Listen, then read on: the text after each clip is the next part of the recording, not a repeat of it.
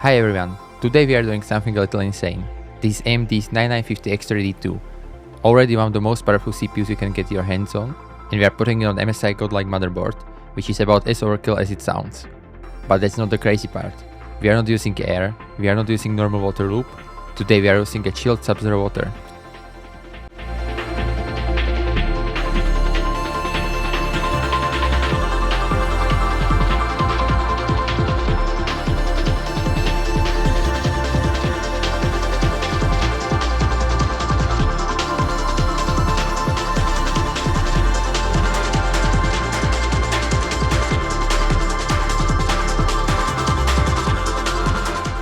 For a paste, we are using a high-performance product from Thermal Grizzly, Cryonaut Extreme. It's a paste suitable for extreme overclocking and sub-zero temperatures.